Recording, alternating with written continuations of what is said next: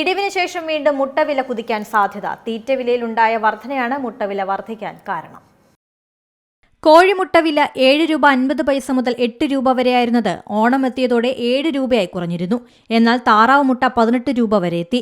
കഴിഞ്ഞ ദിവസങ്ങളിൽ 12 മുതൽ 15 രൂപ വരെ താഴ്ന്നതാണ്. വിലയിൽ വീണ്ടും വർധനയുടെ സൂചനകളാണുള്ളത്.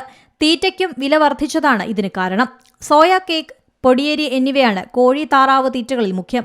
ഇവയ്ക്ക് രണ്ടിനും വിലക്കയറ്റമുണ്ടായി. 50 കിലോഗ്രാം വരുന്ന തീ പാക്കറ്റിന് 2300 രൂപയാണ് വില. 500 രൂപയോളമാണ് കൂടിയത്.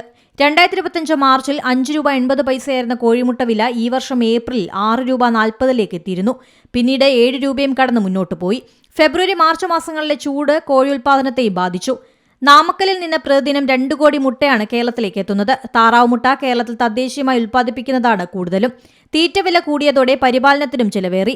1000 താറാവുകളെ പരിപാലിക്കാനുള്ള പ്രതിദിന ചെലവ് 6000 രൂപയെന്നാണ് കൃഷിക്കാർ പറയുന്നത്. തീറ്റ ചെലവ് കൂടുന്നതോടെ ഇത് 10,000 കടക്കും. News desk C Malayalam news.